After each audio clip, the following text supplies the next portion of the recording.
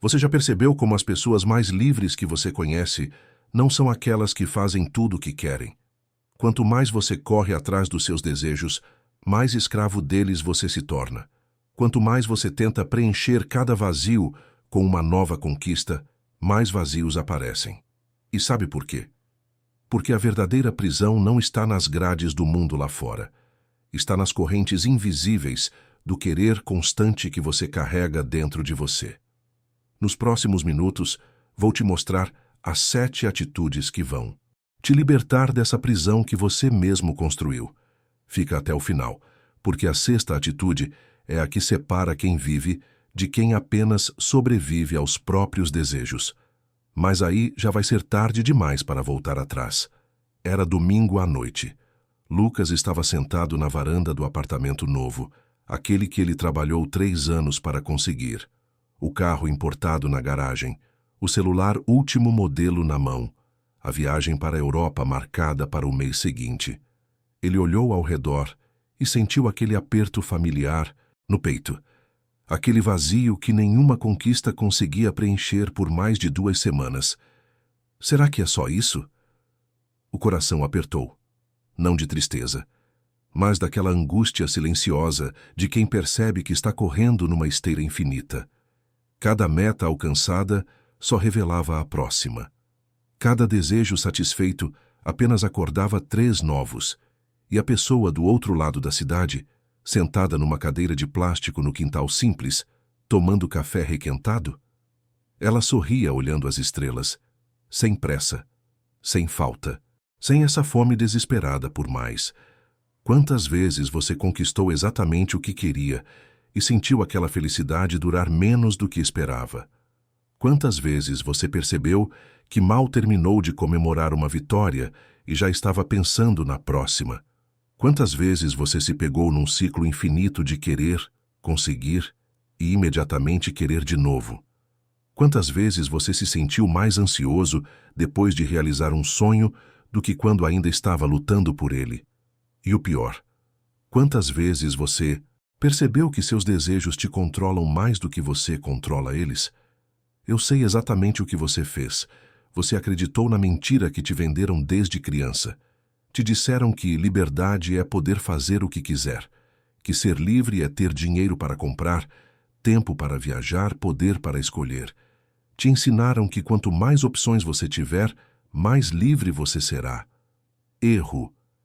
Essa é a armadilha mais sofisticada que existe, porque parece fazer sentido, parece lógico, mas é exatamente o oposto da verdade. Cada novo desejo que você alimenta adiciona mais uma corrente. Cada vontade que você persegue cria mais uma dependência. Você não está construindo liberdade, está construindo uma prisão de luxo. O respeito verdadeiro não vem de ter tudo, mas de não precisar de nada. Nos dias seguintes, Lucas começou a notar algo curioso. Ele tinha tudo o que sempre quis, mas sua mente já estava obcecada com o que faltava. A casa maior, o carro mais novo, a próxima promoção. Era como se seu cérebro tivesse sido programado para nunca estar satisfeito, para sempre encontrar a próxima falta. E então ele percebeu.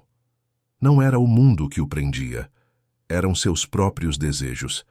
Epicteto, o filósofo estoico que foi escravo antes de ser livre, disse algo que corta como lâmina. Nenhum homem é livre se não é senhor de si mesmo. Ele não estava falando de dinheiro, não estava falando de status, estava falando daquela liberdade que ninguém pode te tirar, porque ela não depende de nada externo. A neurociência moderna confirma essa sabedoria antiga. Estudos mostram que o cérebro humano tem um sistema chamado adaptação hedônica. Basicamente, não importa o que você conquiste, seu cérebro se adapta rapidamente e retorna ao ponto de partida emocional. Aquele carro novo? 2 semanas e ele vira apenas transporte. Aquela casa dos sonhos? 1 mês e ela vira apenas teto. O problema nunca foi o que você tem. É o mecanismo infinito do querer. A liberdade não se conquista acumulando, se revela soltando.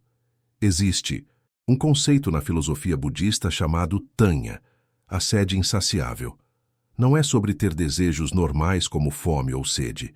É sobre aquela compulsão de sempre precisar de mais.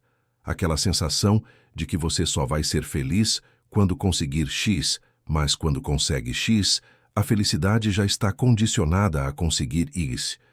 Sêneca observou isso há 2000 anos. Não é pobre quem tem pouco, mas quem deseja mais. Pensa nisso. Você pode ter milhões e sentir falta. Você pode ter quase nada e sentir plenitude. A diferença não está na conta bancária. Está no nível de necessidade interna.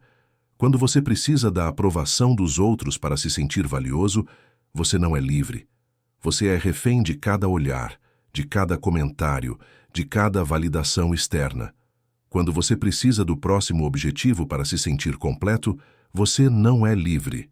Você é escravo da próxima meta. Mas presta atenção no que acontece quando você entende essa verdade profundamente. Lucas começou um experimento.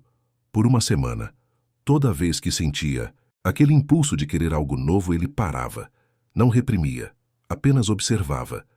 Olha, lá está o desejo novamente, querendo, exigindo, prometendo felicidade se eu obedecer. E algo extraordinário aconteceu.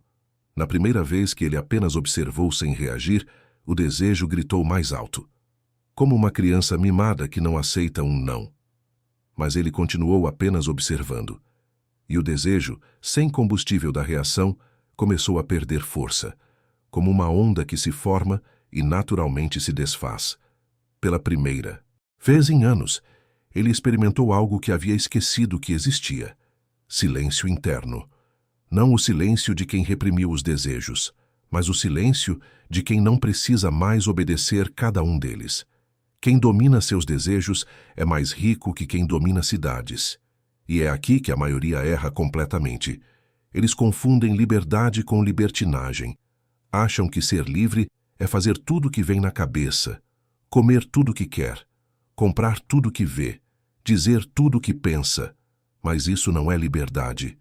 É ser marionete dos próprios impulsos.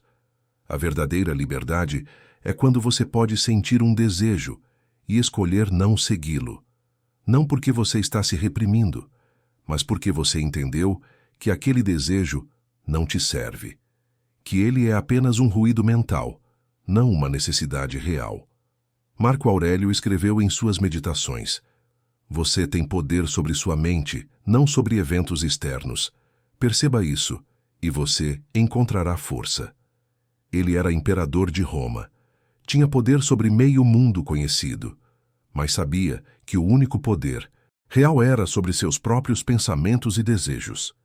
Existe um momento silencioso, quase invisível, em que você percebe que não precisa daquela coisa que jurou que precisava. Nesse momento, uma corrente se quebra e você fica um pouquinho mais leve. A ausência de necessidade é a maior abundância. Agora vem a parte que muda tudo. As 7 atitudes que separam quem vive aprisionado pelos desejos de quem experimenta a verdadeira liberdade. Cada uma dessas atitudes é uma chave. Use com atenção, porque elas não apenas mudam comportamento, elas mudam percepção. Primeira atitude: observe seus desejos sem julgamento. Toda vez que um desejo surgir, não lute contra ele.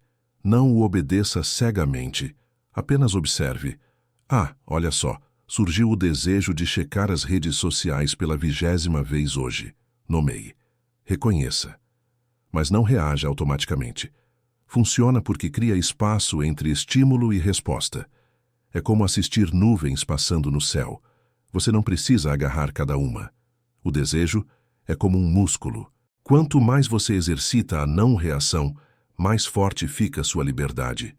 Resultado final: você para de ser escravo do automático.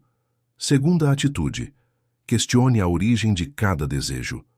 Quando sentir aquela vontade intensa por algo, pergunte: esse desejo é meu ou foi plantado?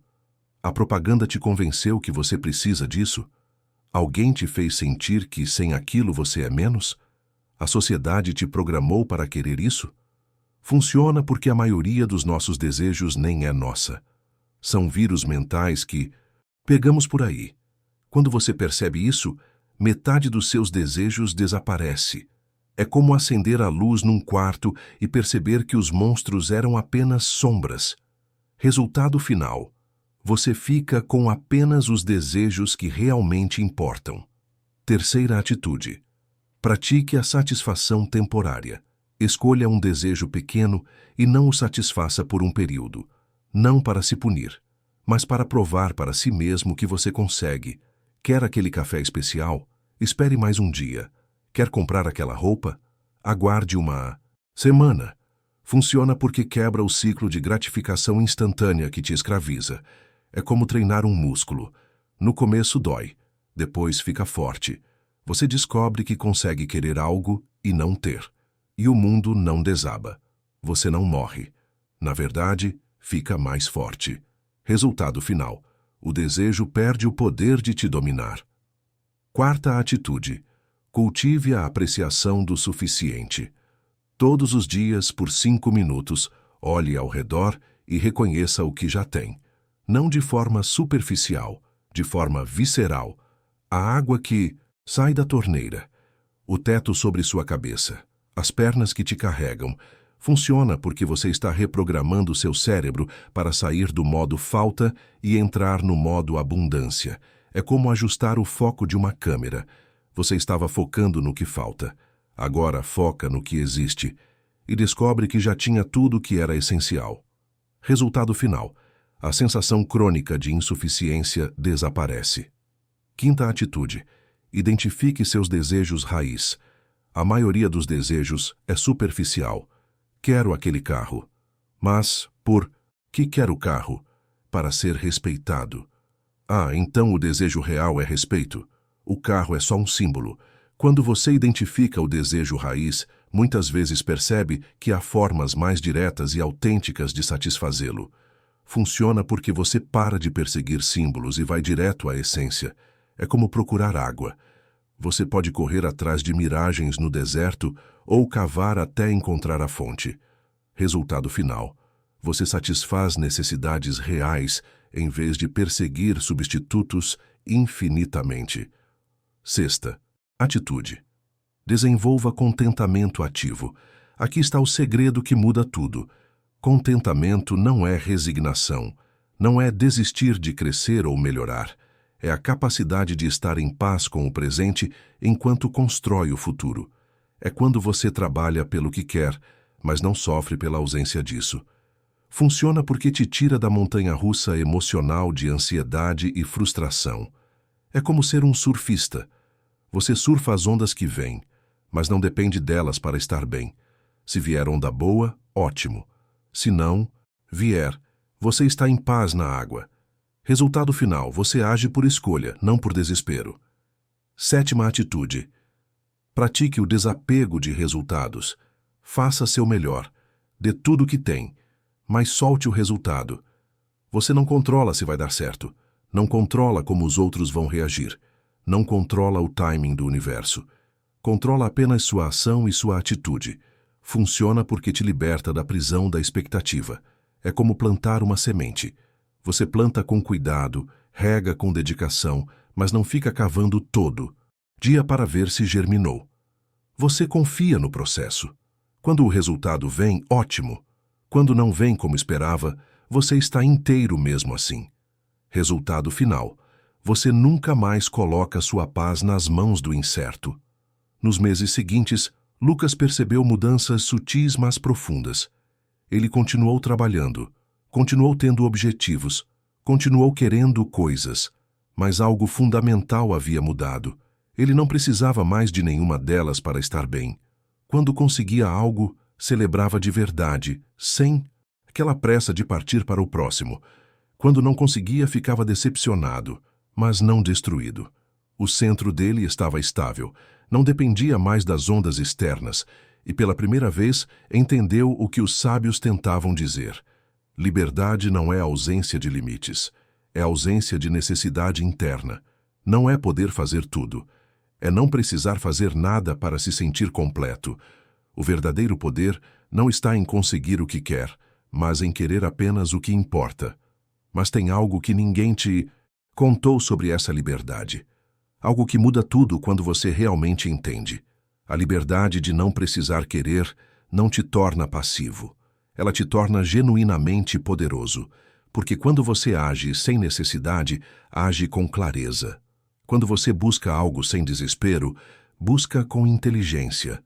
Quando você quer algo, mas não precisa dele para ser feliz, você deixa de fazer concessões destrutivas. Pensa nisso. A pessoa que precisa desesperadamente daquele emprego aceita qualquer condição.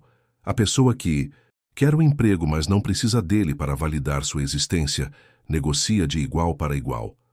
A diferença não está na ambição, está na liberdade interna. Essa é a reviravolta que ninguém espera. A verdadeira liberdade não te faz querer menos. Ela te faz escolher melhor. Não te paralisa, te direciona. Porque você finalmente consegue distinguir entre o que realmente importa e o que é apenas ruído do ego. E é isso que te dá o verdadeiro poder. Lucas ainda tem sonhos, ainda planeja, ainda constrói. Mas agora ele constrói a partir da liberdade, não a partir da falta. E essa é toda a diferença. Ele deixou de ser aquele homem sentado cercado de conquistas, mas vazio por dentro. Tornou-se alguém que pode ter tudo ou nada e continuar inteiro. Porque entendeu finalmente. A liberdade nunca esteve nas coisas que ele podia fazer. Sempre esteve em não precisar fazer nada para se sentir livre. Sêneca, antes de morrer, disse algo que resume tudo. A vida é longa, se você souber usá-la. Ele não estava falando de duração, estava falando de liberdade, de viver cada momento sem a pressa desesperada de preencher vazios, sem a ansiedade constante do próximo desejo. Você chegou até aqui. Agora tem uma escolha. Pode voltar à corrida infinita dos desejos, sempre perseguindo, nunca alcançando.